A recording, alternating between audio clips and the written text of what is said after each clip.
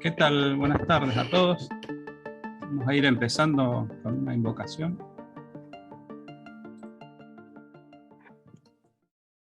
Hay una beatitud y un poder más allá de nosotros mismos, que vienen en ayuda de aquellos que están preparados para recibirlos.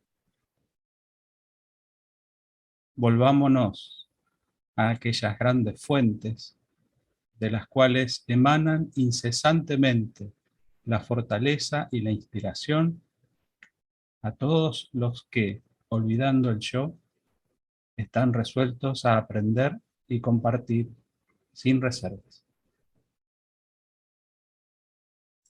Gracias.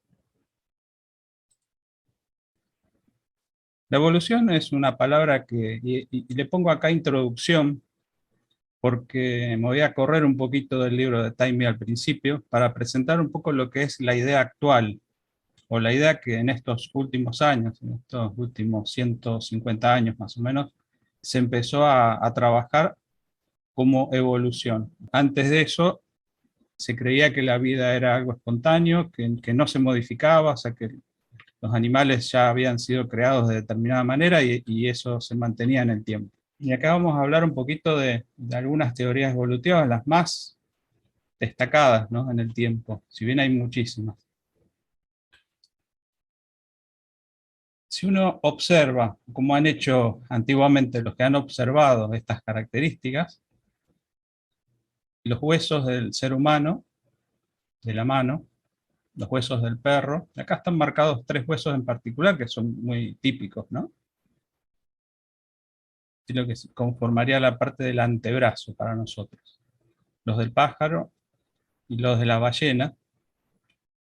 Obviamente después de estas observaciones es muy fácil concluir para la ciencia esta teoría evolutiva, ¿no? Ve las similitudes con el mono y asume que ha ido evolucionando, ha ido pasando a distintos estadios de formas hasta que logra una posición erguida, un desarrollo intelectual importante, y con eso cierra un poco lo que es el ciclo evolutivo para el ser humano.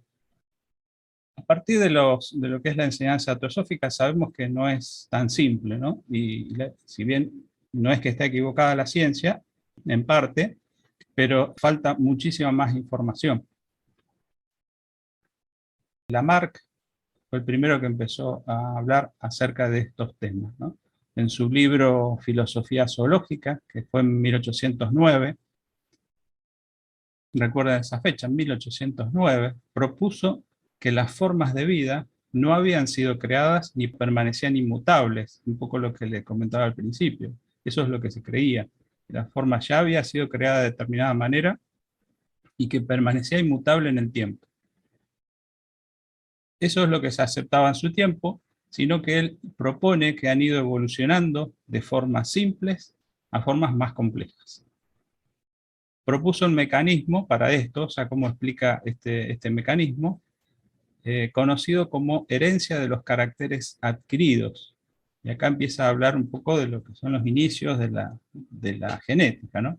En este caso, Lamarck no conocía todo eso, simplemente él propone una posibilidad.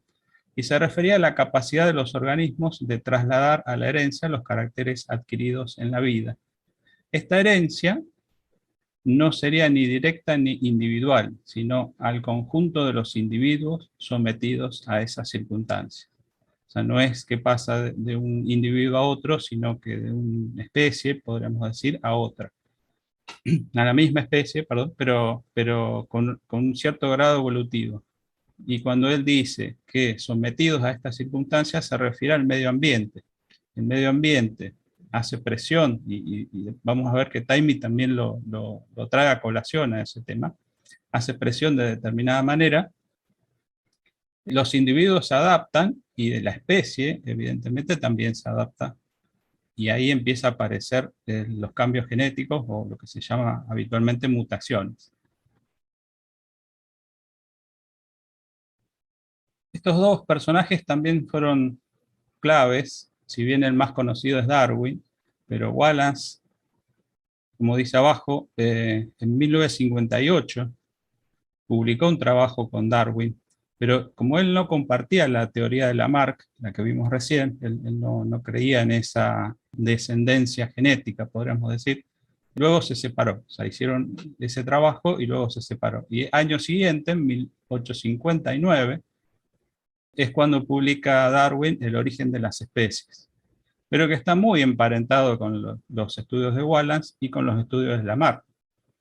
De hecho, se basa en el principio de selección natural como el principal motor del proceso evolutivo, y acepta la tesis de Lamarck como una fuente de variabilidad biológica. Entonces él de algún modo pudo comprobarlo con sus observaciones, eso que decía Lamarck. Después, con el tiempo, surge Wallace nuevamente, vamos a verlo acá, porque en 1892, estamos hablando muchos años después, se postula, el que está en la foto es Weismann justamente, postula la barrera de Weismann, que es un principio en el cual la información hereditaria solo se mueve desde los genes de las células del organismo y nunca al revés. Esto tiene toda una explicación atrás, que dudé en ponerla o no, creo que nos lleva tiempo y realmente no aporta mucho a lo que es el trabajo de hoy, pero es muy interesante. O sea, hay todo un mecanismo en el cual la célula puede ir pasando, haciendo modificaciones, y hay otra parte que es la parte genética, que esas modificaciones las puede tomar o no. Justamente eso es lo que propone Weismann en aquel momento, ¿no? Lo que él propone que esa información pasa, pero en un solo sentido. Dice, nunca al revés. O sea, nunca pasa de las células del organismo a los genes. Y acá viene una gran incógnita, que es lo que se está estudiando actualmente, ¿no? A partir hay un estudio muy importante sobre los retrovirus. Y les dejo esta incógnita planteada. O sea, si la barrera de Weismann, que él dice que es impermeable, o sea, que hay una barrera en el cual en un sentido funciona y en el otro no. Y si fuera permeable, o sea, si funcionara en ambos sentidos de algún modo, puede dar lugar a un cambio hereditario, resultando en lo que se llama ingeniería genética. Dice, esa ingeniería genética de la especie humana en lugar de solo individuos. ¿Por qué? Porque no solo esos cambios genéticos pueden afectar a una persona en particular, o a un grupo de personas, sino puede afectar a toda la especie humana, como dice acá, ¿no? Bueno, eso actualmente es un poco lo que está contradiciendo lo que fue en su momento la teoría de la barrera de Weismann. Como ven, esto es un tema vasto y muy interesante, ¿no? Pero esto es lo que se fue desarrollando a través del tiempo, y siempre en un solo sentido, en el sentido de lo que es la forma física. Y por último les traje a Julian Huxley, que tiene un libro, Evolución, la síntesis moderna, que es el que más está difundido. También introdujo el término biología evolutiva, y se basa en un conjunto de teorías, de diversas teorías, desde la ecología, la genética, paleontología, embriología, la sistemática, hasta la anatomía comparada y la distribución geográfica, incluso la geología, la geografía y las matemáticas. Es decir, abarca la mayoría de los temas científicos para explicar un poco la evolución, porque todo influye en la evolución del ser humano, en este caso, ¿no?, del que estamos tratando. Esto es lo que actualmente se concibe como una base para estudiar la evolución, pero como les decía, hay muchísimas teorías más, todas muy interesantes. Bueno, ahora sí, habiendo hecho este paréntesis, el libro que estamos estudiando es Renovación de sí mismo, de Taime, y este es el capítulo 1, la evolución a la luz de la teosofía. O sea, evidentemente la ciencia nos plantea una forma de evolución. Existe una evolución para la ciencia y para la teosofía también, pero es un poco diferente, y eso es lo que vamos a tratar de ver. Acá lo que nos plantea Taimi en su libro es que según la ciencia, dice Taimi, la evolución provoca dos tipos de cambios, cambios mayores y cambios menores. Los cambios mayores producen géneros diferentes. Acá el género es Equus, se llama, ¿no? En el cual uno de los individuos es el caballo. La cebra, asno, bueno, hay muchas variantes, digamos. Y los cambios menores son los que producen especies diferentes, que son las que estuve nombrando, ¿no? Esas son, entonces, hay un género que se llama Equus, en el caso de los perros que se llama Canis, por ejemplo.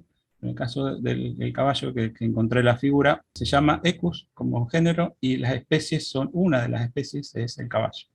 Caballo cebra, que son los más conocidos, asno. Y después hay otras variantes bastante menos conocidas. Entonces, él lo que dice que eso es la evolución para la ciencia produce solo estos dos tipos de cambios.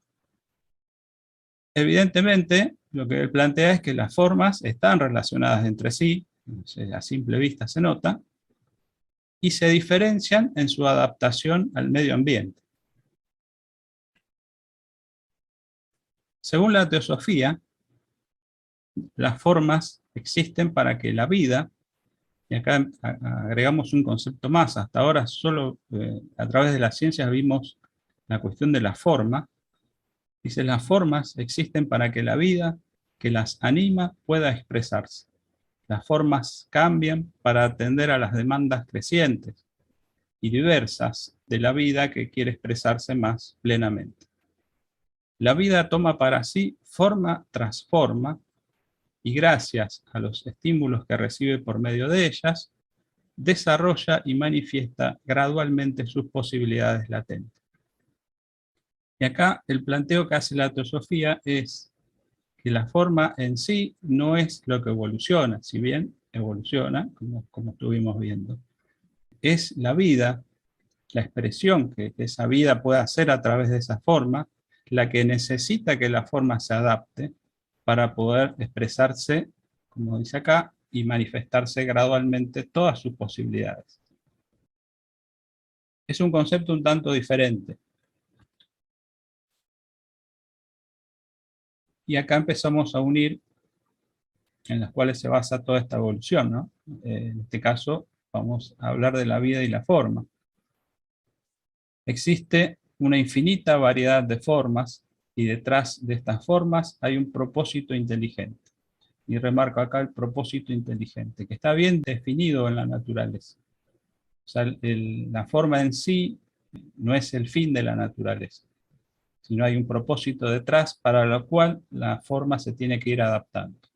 Toda la vida que vemos en manifestación a nuestro alrededor proviene de la esencia divina, que es una. Después de desarrollar todas sus potencialidades, se sumergirá otra vez en esa fuente divina. Y acá empieza algunos nombres como para referirse a eso que es un concepto muy elevado, y él, por eso remarco lo que él plantea como esencia divina o fuente divina, se refiere a lo mismo, ¿no? Y incluso ahí más adelante en el texto también lo refiere de distintas maneras, pero siempre se refiere a lo mismo. No existe un límite para el desenvolvimiento de la vida divina. Acá es otra forma de referirse, ¿no?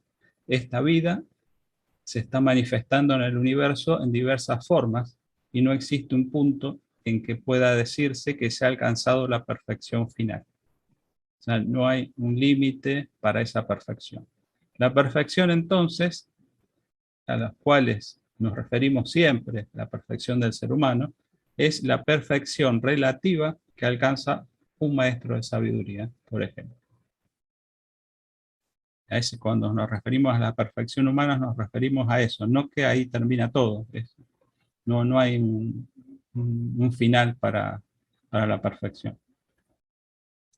Y acá viene, a partir de este planteo que nos deja Taimi, es el desarrollo interno. Dice, para la humanidad hay un punto que puede considerarse que marca el límite del reino humano.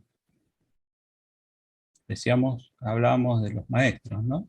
Se alcanza cuando un arat que marcha por el sendero de santidad se convierte en un Shivakmukta o maestro de sabiduría, lo que decíamos antes.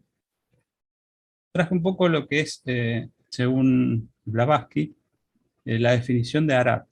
Cuando se refiere a arat, dice, es literalmente, la traducción es el digno, que merece honores divinos. El que se ha liberado de la rueda de renacimientos. Es el iniciado de grado superior. El que ha alcanzado la cuarta y última iniciación. Aquel que pasa por ella se convierte en adepto. Eso es lo que nos dice Blavatsky respecto a la palabra arat. Dice, se alcanza cuando un arat que marcha por el sendero de santidad se convierte en un maestro de sabiduría.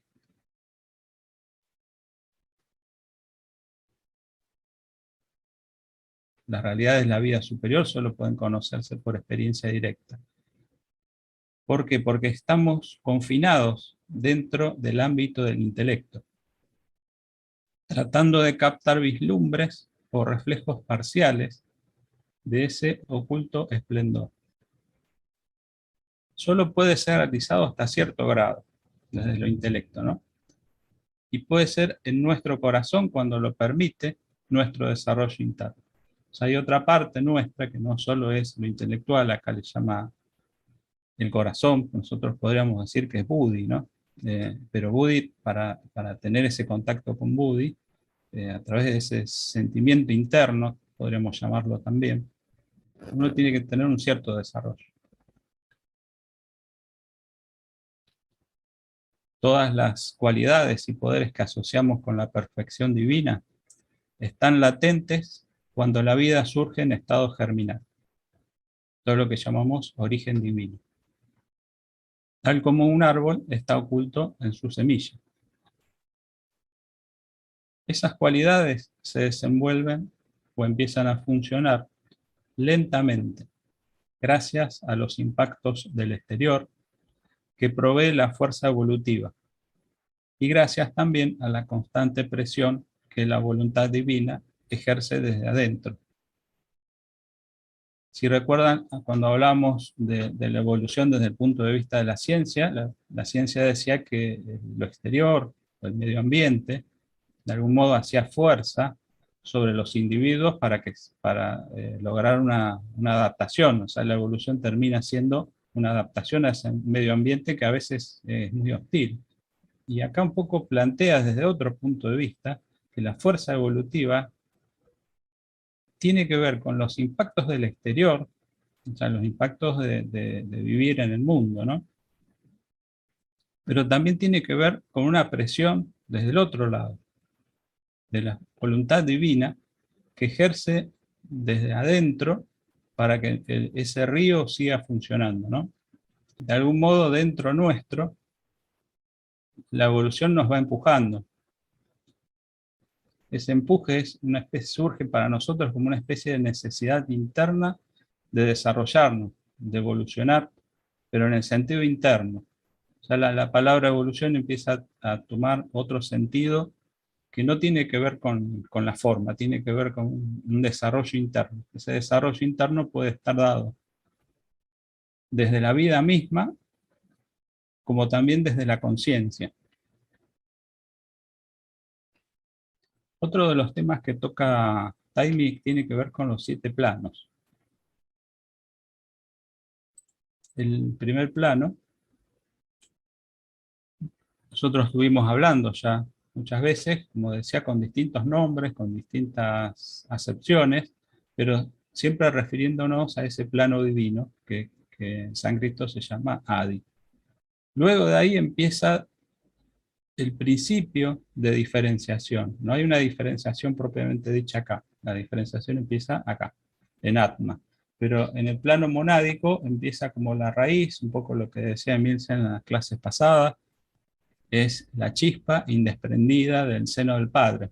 Esa chispa indesprendida surge ahí, en ese plano, y a partir de ahí sí se produce una separación, entre comillas, porque siempre estamos hablando en los niveles universales, cuando está en el plano de Atma o en el plano de la voluntad. Todas estas cosas las vamos a ir aclarando con el tiempo, ¿no? Porque cada plano y cada cuerpo del ser humano relacionado con ese plano, los vamos a ir tratando uno por uno en cada clase.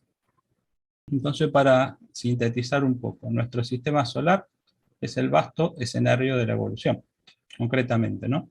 Es de constitución séptuple, es decir, que existen otros 6 mundos, a que conocemos nosotros, conocemos a través de nuestros sentidos, mundos de materia que progresivamente son cada vez más sutiles. Se interpenetran con el mundo físico, conocido por nuestros sentidos. A estos mundos se les llama planos en la literatura teosófica. Nosotros estamos con un conocimiento a este nivel, nivel físico, pero luego sigue el plano emocional, mental inferior, superior, intuición o buddhi. Yo les puse las palabras en sánscrito para que tengan la posibilidad de buscarlo, especialmente en el glosario teosófico, que es muy interesante de tener a mano. Adi en sánscrito significa primero, primitivo, primordial. Cuando se refiere a primordial, antes que la materia se produzca esa división de planos, de algún modo una especialización en cada plano de vibración, las vibraciones son diferentes y por ende las características de cada plano son diferentes. Pero antes de que suceda todo eso está en un nivel primordial o de no diferenciación. Por eso usa esta palabra primordial. Supremo principio también, u origen, también se le llama a ese plano. Y Anupadaka, que es este plano monádico, significa sin padres, que existe por sí mismo. Otra cosa que podemos ver acá en este esquema es que el plano que sigue al físico, al cual pasamos en el sueño y después de la muerte, se llama astral o emocional, más conocido como emocional, pero también lo pueden encontrar como plano astral. Se relaciona con nuestras emociones, sentimientos y deseos. En el siguiente nivel pasamos la mayor parte del tiempo. Ya estamos hablando del mental. Plano mental, acá lo dividí en dos porque las características son muy diferentes y una de las razones es, esto es manas, ¿no? Cuando hablamos de plano mental hablamos de manas. Manas significa mente, como dice acá, ¿no? Y se subdivide porque el plano emocional también se llama kama en la literatura teosófica. Entonces hacen como un conjunto. También Emil les mencionó esto en la clase anterior. Cuando hablamos de estas divisiones son desde el punto de vista de estudio, pero desde el punto de vista funcional, o sea, cuando esto está en movimiento, está funcionando en la vida diaria, no funcionan tan separados como está planteado acá. Funcionan más como esto, como kama manas. O sea, es el mental inferior con lo emocional. Trabajan en conjunto. Y por eso cuando se refiere acá al siguiente nivel, se refiere un poco más al mental superior. Dice donde nosotros pasamos la mayor parte del tiempo en el periodo entre dos encarnaciones. Y se llama mental o manas. Y se relaciona en su nivel inferior con nuestros pensamientos. En el nivel inferior se relaciona con los pensamientos y las emociones, pero en el nivel superior reside el alma que espera para encarnar. Entre encarnación y encarnación reside en este nivel. También es conocido como cuerpo causal. Me gustaría saber si, sobre todo para las personas que no han hecho el curso, si hasta acá está más o menos entendible. Si les parece bien y si tienen alguna pregunta, la podemos compartir.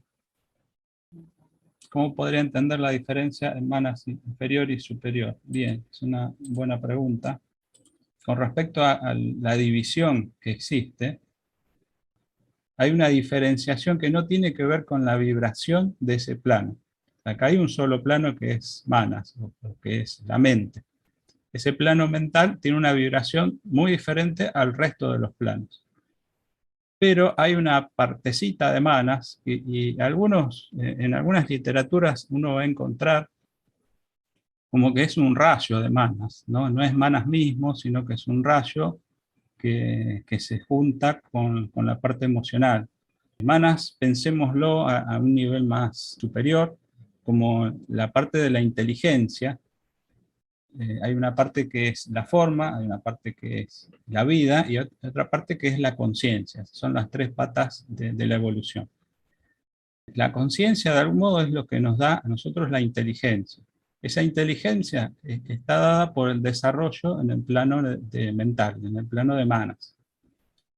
Y esa inteligencia, manas, o el nivel mental, se la aporta a la forma. La forma sería lo que se llama, uno puede llegar a encontrar habitualmente como el cuaternario inferior, en el cual está el plano físico, el plano emocional, la vitalidad y la mente inferior. Ese cuaternario está iluminado por la mente superior. Entonces, lo que quiero decir es que tiene mucho de funcionalidad la diferencia que hay entre uno y otro. No desde el punto de vista de la vibración del plano. En el plano es todo un solo nivel con una vibración, una nota, o si quizás vibración no le transmite mucho la idea, cada nota musical tiene su particularidad y es diferente a las otras notas musicales. Bueno, en este caso pasa lo mismo, esa vibración que tiene el cuerpo mental o en el plano mental es diferente a todas las otras notas que transmite cada nivel. Pero eso no quiere decir que su funcionalidad sea la misma.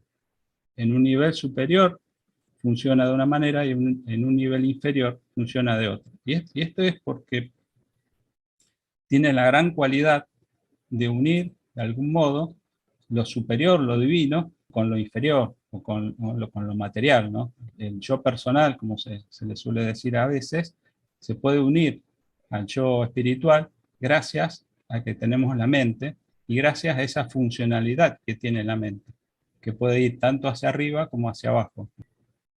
Buenas tardes, ¿cómo podemos identificar la diferencia entre plano y cuerpo? También es una linda pregunta. Acá en este caso estamos arrancando, por decirlo así, planteando que hay 7 niveles, 7 planos, si le queremos llamar. Ahora vamos a ver en la próxima diapositiva que hay, no, si lo ves de otro enfoque, pueden ser 7 esferas concéntricas. En este caso hicimos un corte así transversal y nos quedaron los planos a la vista. Pero también pueden ser 7 esferas concéntricas, creo que un poco más realistas, si se quiere. En cada... Y eso, si les parece, para contestar esta pregunta voy a avanzar un poquito, porque de algún modo está explicado. Acá, siguiendo con la idea de los 7 planos, les decía, Taimi lo plantea también como que pueden ser 7 esferas concéntricas, en el cual la esfera más interna, o la esfera que da origen a todo, se le llama logo solar. Es uno de los tantos nombres que uno le puede dar, ¿no? A los efectos de estudio, pues, en teosofía se le llama logos. Y la esfera más externa, un poco el final de toda esa serie de cambios de vibración hasta llegar al punto más denso. El punto más denso hoy, en este punto evolutivo del universo, es el plano físico. Dentro de cada nivel, dentro de cada plano, o dentro de cada esfera, si se quiere, la conciencia genera su propio vehículo de expresión. Para poder expresarse necesita un vehículo, un cuerpo, se llaman vehículo porque también desde el punto de vista de funcionalidad. Pero concretamente es un cuerpo que está creado con materia del plano donde la conciencia se manifiesta, ¿no? Lo que dice Taimi es, en este diagrama, cada círculo representa una esfera y estas 7 esferas se interpenetran. La más interna, sería lo que decíamos recién del logo solar, impregna todas las demás. No es como las mamushkas, o sea que es una dentro de otra, pero todas están separadas, sino están unas dentro de otras, pero todas interpenetran a todas. Obviamente la logo solar interpenetra todo el universo, ¿no? Porque es la primera. La conciencia del logo solar impregna y sostiene a todos los planos. Una mónada, o alma, y acá también metemos un concepto nuevo, la mónada también tiene distintas acepciones, podemos llamar como un alma individual. Si una mónada en manifestación, podemos representarla por un radio que atraviesa todos los círculos concéntricos. Podemos decir que desde esa divinidad se ha ido proyectando esa mónada, para lo cual va a necesitar un vehículo de expresión en cada nivel, hasta llegar al vehículo físico, que es el que conocemos. Esto indica que el rayo de la conciencia divina, que representa una mónada, pasa a través de todos los planos y energiza un juego completo de vehículos que la conectan con los diferentes planos. Si la conciencia no tiene vehículos de expresión, en definitiva no puede desarrollarse, no puede desenvolverse. Podemos decir que no puede evolucionar, ¿no? Estamos ampliando un poco lo que es el concepto de la palabra evolución. En este caso, cuando hablamos de la conciencia, más bien hablamos de desenvolvimiento, pero tiene mucho que ver con eso, ¿no? La vida tiene sus raíces en la vida del logos, así como la conciencia tiene su raíz en el logos solar. La vida también tiene sus raíces en la vida del logos. Toda vida es manifestada y fluye desde ese centro a través de todos los vehículos que conectan al ser humano con los diferentes planos. Esta sucesión de cuerpos o de vehículos que surgen a partir de esa mónada primitiva hasta llegar al plano físico es lo que se considera un ser humano. No es tan lineal como se plantea acá, esto es muy esquemático y a veces con la simplificación se pierden muchos conceptos que son importantes, pero un poco para empezar a entender para los que no vieron, no hicieron el curso del año pasado, esta forma de plantearlo es muy interesante como para tener una idea completa de cómo encaja el ser humano dentro de este esquema de cosas. En el plano físico, nuestra conciencia está mayormente confinada por ahora, es el plano más denso y es la esfera más externa en este diagrama. En este plano estamos sujetos a las mayores limitaciones e ilusiones. Estamos totalmente alejados de lo que es la conciencia del logo solar, o de nuestra conciencia divina, si queremos llamarlo así. Al penetrar hacia adentro, y acá lo que plantea es, el trabajo interno nos debería llevar en el sentido contrario. Entonces nosotros tenemos que ir ampliando nuestra capacidad de conciencia, y lo que plantea acá es que si uno hace ese camino al penetrar hacia adentro, esfera tras esfera, plano tras plano, estas limitaciones son menores, y los velos de esa ilusión, que decíamos antes, que era una gran limitación para nosotros, esos velos se van adelgazando, hasta desaparecer completamente cuando alcanzamos la conciencia del logo solar. Un poco ese es el camino de regreso. Y acá introduzco otro término más, que lo vamos a trabajar más en la clase que viene. Ese camino de regreso es llegar a nuevamente contactarnos con esa conciencia del logos.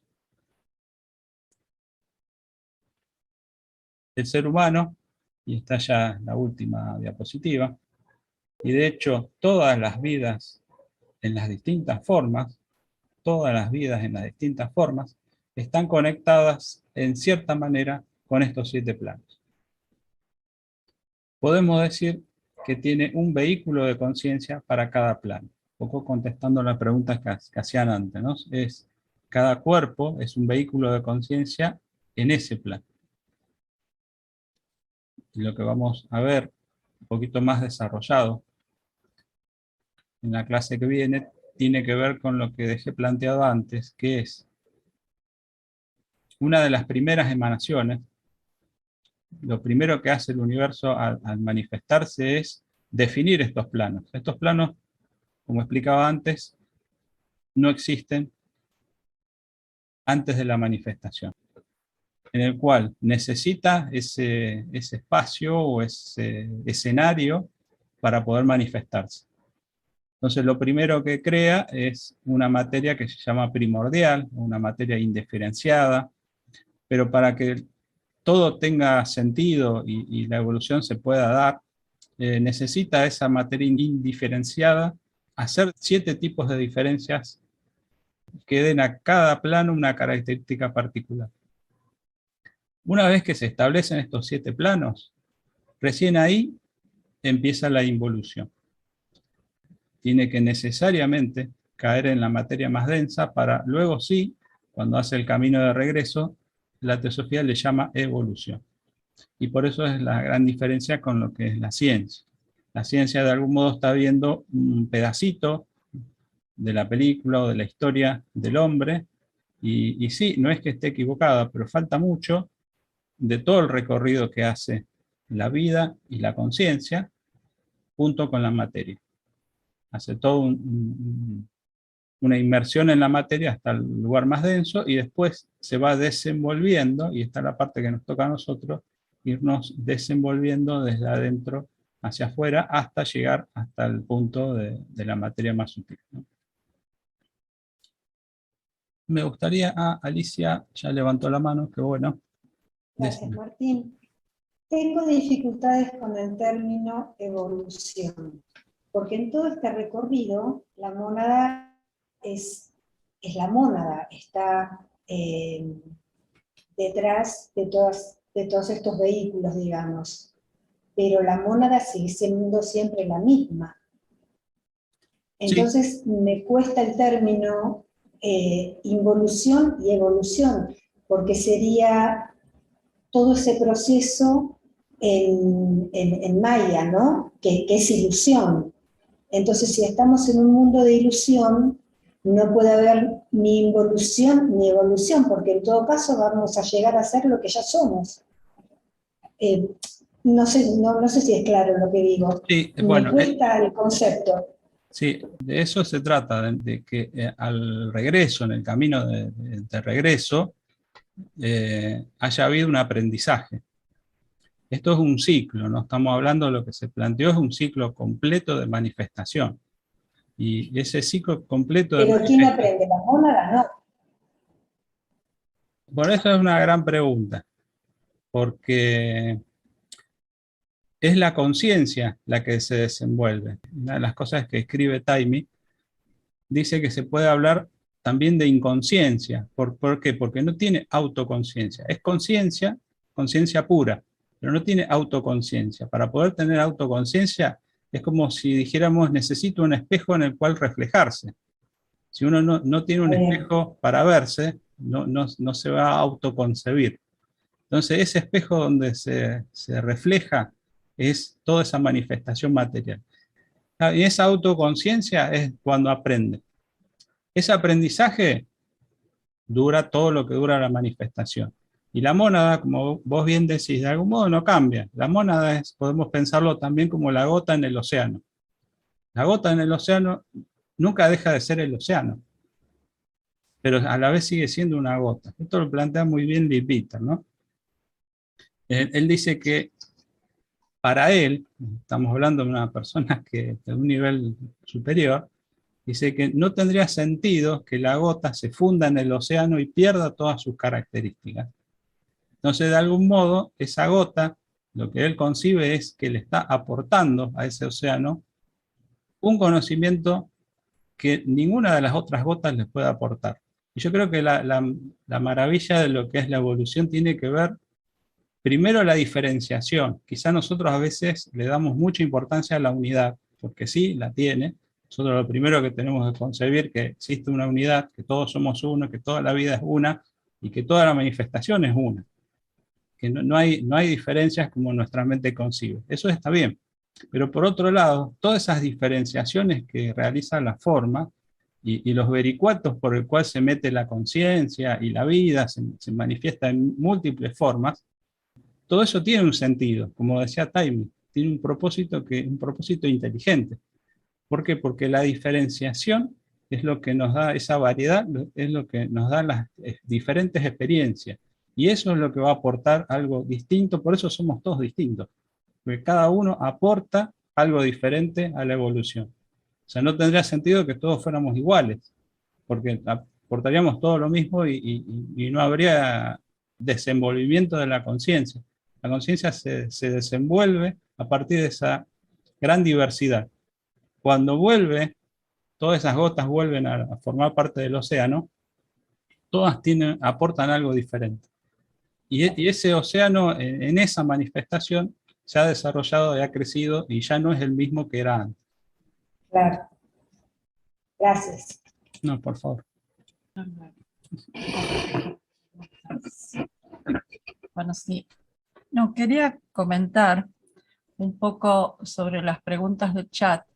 Esto de la diferencia entre plano y cuerpo, que tal vez nos pueda hacer comprender un poco más concretamente lo que sería el plano físico. Es decir, el plano físico es donde estamos, y nuestro cuerpo físico está constituida de materia de ese plano. Y es lo mismo en todos los otros planos. No sé si eso puede ayudar a concebirlo, digamos. Y es una forma diferente por ahí. Y después, con respecto a la diferencia entre el mental superior y el mental inferior, en este curso vamos a ir viendo nivel por nivel, vehículo por vehículo. Y vamos a ver el cuerpo mental inferior y el cuerpo mental superior. Pero una de las diferenciaciones que hace Taimi, en cuanto a las funciones que cumplen cada uno de los cuerpos, es que en el mental inferior se ocupa de los pensamientos concretos, mientras que el mental superior se ocupa de los pensamientos abstractos y se mueve en el mundo de la sin forma, sería el mundo más espiritual, más elevado. Eso se va a ver en el curso, en detalle. Muchas gracias por la aclaración. Yo fui la que hice la pregunta sobre la diferencia entre plano y cuerpo. Gracias. Bueno, gracias a vos, Leda. Si hay alguna pregunta, sí, Vilma. Y muchas gracias, todo estaba muy claro, muy, muy interesante. Tengo una pregunta. En esta gráfica que nos has mostrado sobre la involución y esa parte ascendente de la evolución,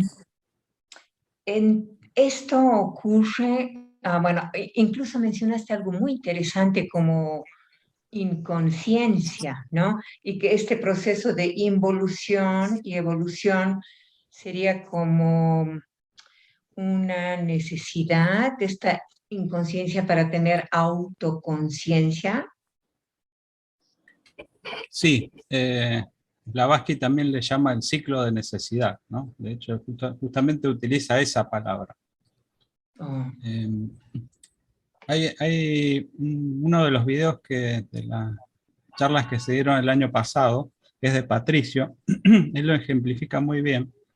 Y si uno tiene una vela encendida y le va poniendo un velo semitransparente adelante, podemos llamarlo un acrílico o algo, pero que deje pasar solo parte de esa luz, es de algún modo lo que le sucede a la conciencia a medida que se va recubriendo de materia. Si le pone el primer velo, se sigue viendo, pero un poquito más tenue. Si le pone un segundo velo, se empieza a oscurecer cada vez más, y cuando ya llega al último velo, al séptimo velo, directamente esa luz desapareció ante nuestros ojos, ¿no? Y creo que eso es lo que le pasa a la conciencia. Se va opacando esa luz hasta llegar a un punto que nos pasa a nosotros en este nivel, en este plano físico, es la mayor dificultad, volver a encontrar esa luz interna, la luz de la conciencia. ¿Por qué? Porque la materia, la densidad de la materia nos obstaculiza, y por eso es el desarrollo hacia adentro. Uno tiene que empezar a contactarse con los niveles superiores, porque el nivel superior nuestro, en nuestros diferentes vehículos, nosotros nos manejamos mucho con el plano físico, y por ende nuestro mayor desarrollo está en el cuerpo físico, en el vehículo físico, un poco en el emocional, que no lo manejamos muy bien, como todo el mundo sabe. O sea, hay muchas cuestiones que nosotros no manejamos, nos maneja a nosotros. Y en el nivel mental quizás hemos adquirido un cierto desarrollo, pero solamente en el plano intelectual. Como decía Milce, en el plano superior no le damos mucha importancia. Ese es nuestro trabajo. Pero pudiendo hacer ese trabajo, vamos a empezar a ver cada vez más, porque la conciencia en los niveles superiores está más iluminada. Y de algún modo es lo que nosotros intentamos con estas charlas de autoconocimiento, poder empezar a al menos vislumbrar que si uno hace un trabajo, ese trabajo tiene sus frutos, que no es solamente una cuestión intelectual. Por eso tiene que haber un trabajo interno para que todo esto tenga un sentido. ¿Y el sentido cuál es? Esa luz de la conciencia que vos decías. Para nuestro nivel sigue siendo inconsciente o es semiconsciente ya a esta altura, ¿no? Si uno está en cuestiones espirituales es porque algo percibe, algo ahí está arriba que se nos está escapando, pero tenemos una percepción de que hay algo más. Hay otras personas que ni siquiera tienen esa percepción, ¿no? O sea, es esto y no hay otra cosa. Bueno, esa percepción de que hay algo más, de algún modo es nuestro norte a seguir y que nosotros podamos ir despertando eso cada vez más.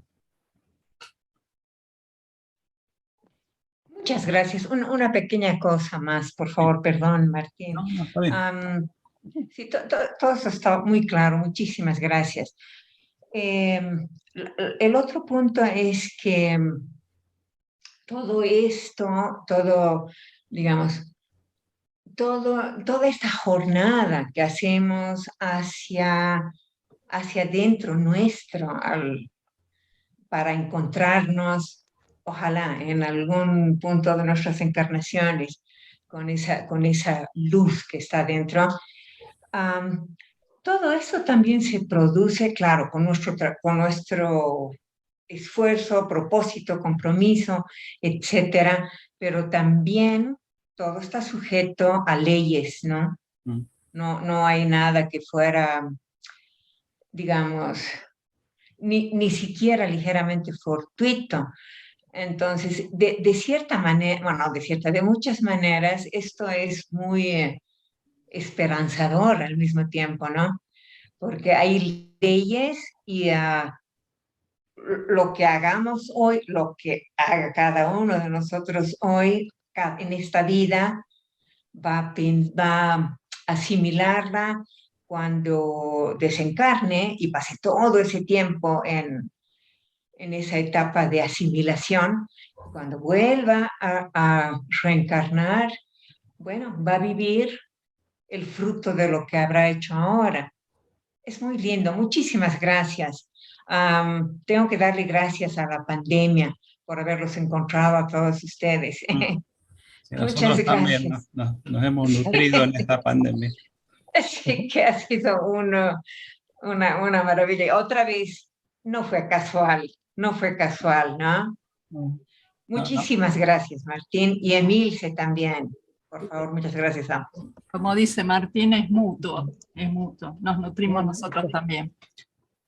Hay una pregunta en el chat. Sí, vi una pregunta que dice, ¿esa sensación de norte sería el uso de mana superior? En realidad, sí y no. Mana superior, del mismo modo que el mana inferior depende del mana superior, de la luz que le aporta, o la inteligencia, por decirlo mejor. La inteligencia que le aporta el mana superior, o sea, nuestro intelecto, si no tuviera esa luz de la inteligencia, no sería tan brillante como lo es. Sería todo solamente un conjunto de hábitos. Por eso el alma lo ubican en ese nivel, en el nivel causal o en el nivel de la mente superior.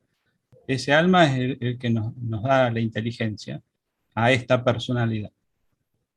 Ahora, esa inteligencia no viene de ese nivel.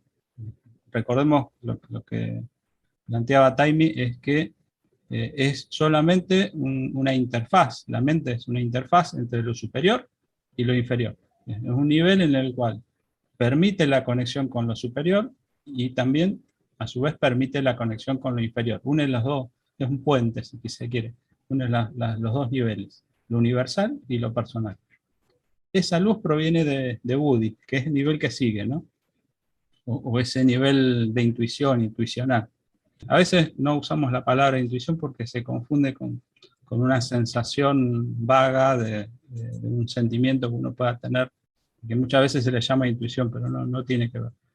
La intuición es como un darse cuenta. Cuando uno de pronto se da cuenta de una situación, y entendió todo, como se dice, bueno, esa luz viene de Budi. O sea, esa comprensión y ese destello de inteligencia superior viene de Budi. Eso es lo que nos marca el norte. Lamentablemente, esa conexión no la tenemos siempre, por eso son destellos, son apenas destellos, no tenemos una conexión constante. Lo que se busca es tener un canal abierto para que uno pueda tener esa guía constantemente, pero no la tenemos, por ende cada vez que viene ese chispazo y nos enfoca y nos dice, mira, es por acá, uno tiene que prestarle atención. La mayor parte del tiempo no le prestamos atención y por eso no tenemos conexión, porque nos quedamos siempre en un nivel más bajo.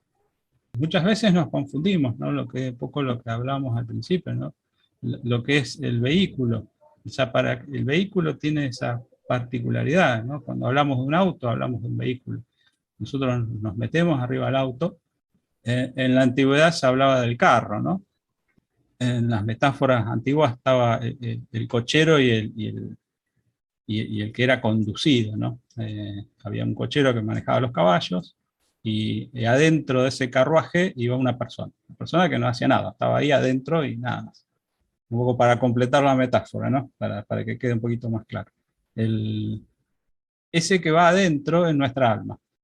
Nosotros somos el cochero con el carruaje, que no lo manejamos muy bien, cada caballo va para donde quiere, y bueno, estamos ahí, estamos en esa lucha.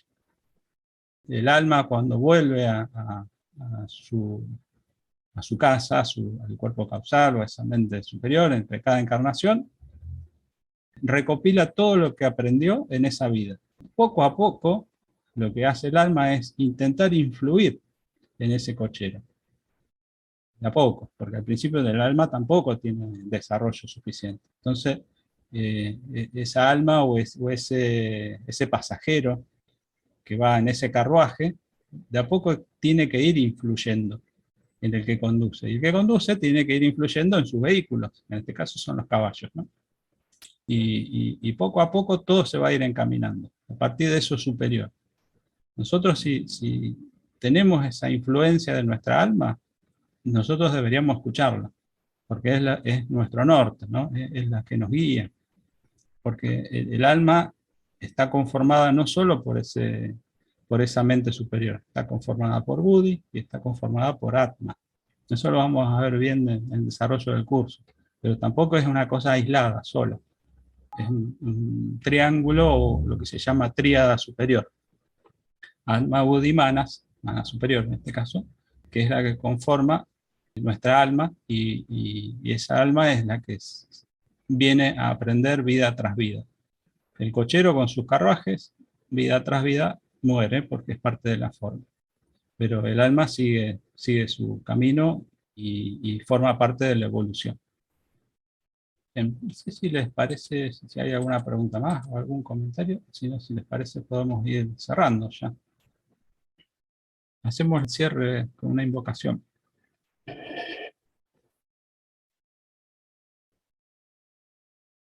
Oh vida oculta que vibras en cada átomo. Oh luz oculta que brillas en cada criatura. Oh amor oculto que todo lo abarcas en la unidad. Que cada ser que se sienta uno contigo, sepa que él es por lo tanto también uno con todo lo demás. Gracias. Muchas gracias. Gracias. Gracias, Emilce. Buena semana a todos. Gracias, igualmente. Gracias. Gracias. Buena semana.